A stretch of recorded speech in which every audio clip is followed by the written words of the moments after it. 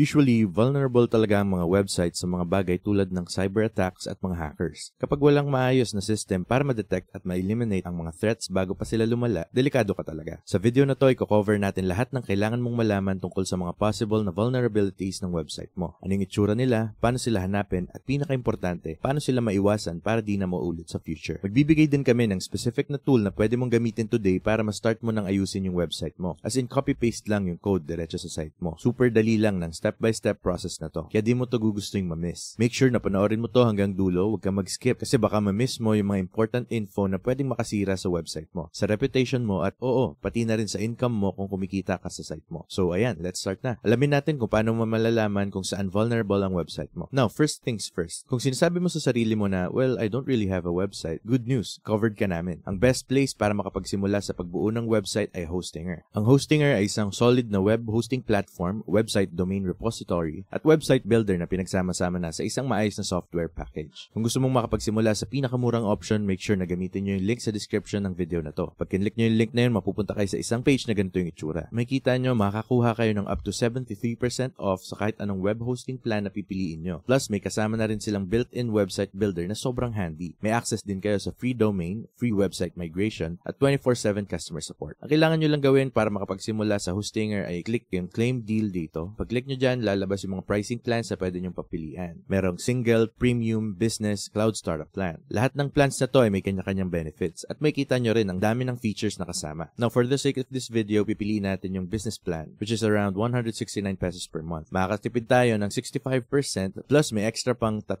buwan na free. Kiklik natin yung choose plan, tapos mapupunta tayo sa checkout page. Sa checkout page, kailangan natin gumawa ng ilang decisions. Una dito ay i-check yung order natin, kung gusto ba natin ng 1-month option, 12-month option, 24 or 48 month. Ngayon, yung 48-month option ang pinaka-solid na plan dito. At makakakuha pa tayo ng free domain para sa first year. Once napiliin natin yun, mapupunta na tayo sa pag-create ng account. Pwede natin itong gawin sa paglagay ng email address at password or gamit yung Google account natin. After nun, kailangan natin piliin yung payment method, ilagay yung payment details, lahat ng personal info, at syempre, importante to, i-enter yung coupon code. Para sa coupon code, i-type nyo lang yung my first website. All caps, walang space. Tapos, i-click nyo yung apply button dito. Pag na-click nyo na yung apply, madadagdagan ng extra 10% off yung discount na meron ka. And then, pwede mo nang i-submit secure payment para makapagsimula sa Hostinger. Pag nakapasok ka na sa loob ng Hostinger, ganito dapat yung itsura niya. Unang-unang gusto mong gawin, kung wala ka pang website, ay gumawa muna ng isa. Super dali lang nito gamit ang built-in website builder tool ni Hostinger. Punta ka lang sa websites tab, i-click mo yung plus button, tapos piliin mo yung hosting. Tapos piliin mo kung hosting or website builder yung gusto mong gamitin. Ito na yung pinakamadali at pinakamabilis na paraan para makagawa ka ng first website mo. And most likely, ito rin yung best way para makakuha ka ng access sa isang solid na website builder sa pinakamurang presyo. Ngayon, meron ka ng official na website. Mahalaga na alamin kung saan pwedeng manggaling ang mga possible vulnerabilities. In general, ang websites ay pwedeng ma-expose sa iba't ibang threats mula sa labas. Mula sa SQL injection, cross-site scripting, hanggang sa paggamit ng insecure software or misconfiguration. Ang mga vulnerabilities na to pwedeng mag-leak ng sensitive data, makagulo sa buong service mo, at pwede ring makasira ng reputation mo bilang website owner. Kaya naman sobrang crucial na regularly mo iscan yung website mo para sa vulnerabilities para maging safe yung buong site. Ngayon, pagdating sa mga common website vulnerabilities, i-breakdown natin yung ilan sa kanila para mas maintindihan mo. Una ay yung tinatawag na SQL injection or SQL. Ito yung situation na kung saan pwedeng manipulahin ng attackers yung SQL queries para makakuha ng access sa mga databases or repositories no normally restricted. Ibig sabihin, pwede silang makakuha ng data or in some cases, baguhin pa yung laman ng database. Next, malaking vulnerability na kailangan mong bantayan ay yung cross-site scripting or XSS. Dito, mga malicious scripts ang ini-inject diretso sa webpage mo. Ang pwedeng mangyari, pwede na itong nakawin yung user data mo, pwedeng may keylogger na nagmamonitor ng keystrokes or scraper na kumukuha ng email addresses or cookie info sa users mo. And then, syempre, meron pang ibang vulnerabilities tulad ng insecure software or misconfigurations. When it comes to insecure softwares, pwedeng ito yung plugin or app na ginagamit mo sa website mo na akala mo secure pero hindi pala. Pwede itong magdulot ng privacy issues at magbigay ng access sa hackers para makontrol pa yung computer mo. Yung misconfigurations naman, kadalasan mga classic na server application errors or user errors na nagagawa mo habang sinesetup mo yung settings. Pwede rin itong i-expose yung website mo sa iba't ibang klase ng cyber attacks. Ngayon, pagdating sa pag-figure out kung saan nanggagaling ang mga vulnerabilities na to at kung paano natin sila mapipigilan, gagamit tayo ng open source option na tinatawag na Nikto. Ang Nikto ay isang open source GPL application na basically tumutulong sa atin mahanap yung threats bago pa sila mangyari. Para siyang detective na nag-i-inspect ng website mo, naghahanap ng clues kung saan ka pwedeng ma-expose at kung paano mo maayos yung issues na yun. So ngayon, tignan natin yung key key features ni Nikto at paano siya makakatulong para ma-secure ang website mo from the start. Yung unang ginagawa ni Nikto ay ni-scan niya yung mga common threats sa website nyo. Pangalawa, tinutukoy ni Nikto yung mga potential harmful software na pwedeng meron ka. Pangatlo, nag-guess si Nikto ng mga subdomains. Sobrang importante nito kasi pwedeng ma-reveal dito yung mga hidden parts ng website mo na hindi mo alam na nag-exist at posibleng dun pa manggaling yung mga cyber attacks in the first place. So, ayan, yan yung quick overview kung anong ginagawa ni Nikto. Pero paano nga ba siya gumagana? Well, sa pinaka-basic level, si Nikto ay nag-i-scan ng web servers sa pamamagitan ng pag-send ng HTTP requests. Tapos, i-analyze niya yung mga responses na nakukuha niya galing sa server mo. Yung ginagawa niya, chine-check niya kung may vulnerabilities, kung outdated na yung software mo, at syempre kung may misconfigurations. Ngayon, si Nikto ay gumagamit na ng malawak na database ng known vulnerabilities. Kaya kapag nakakuha siya ng response from your site, kino-compare niya to sa mga list ng mga kilalang threats. Ibig sabihin, malalaman agad ni Nikto kung ano yung mali or kulang sa website mo at any given point. Ngayon, pagdating sa actual na paggamit ni Nikto at kung paano mo siya may install sa machine mo, may ilang steps kang kailangan sundin. Unang bagay na kailangan mong i-consider ay kung Windows ba or Mac OS yung gamit mong system. Kung Windows ang gamit mo, una mong gagawin ay mag-install ng Perl interpreter galing sa Active Perl. Pagkatapos mong ma-install yon, pumunta ka sa Nikto GitHub repository. Dito mada-download yung latest release ng open source software na to. Kapag na-download mo na, extract mo yung files tapos navigate ka sa directory ni Nikto. Kung gusto mong malaman kung anong input prompt ang kailangan sa terminal mo sa Windows, ganito yung itsura niya. Ngayon, kung Mac OS naman ang gamit mo, medyo iba ang steps. Sa Mac OS, una mong kailangan gawin ay mag-install ng Homebrew. Si Homebrew ay helpful tool para mag-install ng mga importanteng open source software katulad nito. Kapag meron ka ng Homebrew, pwede mo nang install si Nikto. Pagkatapos may install si Nikto, buksan mo yung terminal tapos i-type mo yung code na ganito yung itsura naman. Ngayon na naka-install na si Nikto sa machine mo, pwede ka nang officially mag-run ng tests at alamin kung saan posibleng manggaling ang vulnerabilities ng website mo. Unang step na gusto mong gawin ay mag-run ng basic scan. Ang basic scan ay basically pagsasend ng HTTP request galing sa domain mo mismo. Para mag-run ng basic scan, gagamit ka ng code line na ganito yung itsura. As you can see, kailangan mo lang i-copy yung code at i-enter. Nikto-h example.com. Yung example.com, yung domain ng website mo dapat ang nakalagay. Kapag na-input mo na yung command, i-scan ni Nikto yung domain at ibabalik niya sa'yo yung results or findings niya. Kung gusto mong i-scan yung HTTPS website, medyo iba lang ng konti yung process. Para dito, kailangan mong i-copy yung code na to using your domain name between -SSL. Kunwari, gusto mo ring i-scan yung ibang IP address para makita kung may vulnerabilities. Ang unang gagawin mo ay i-copy yung code na to. Tapos ilagay mo yung IP address mo. Kunwari, gusto mo ring mag-scan ng multiple documents. Pwede mong i-input yung code na ganito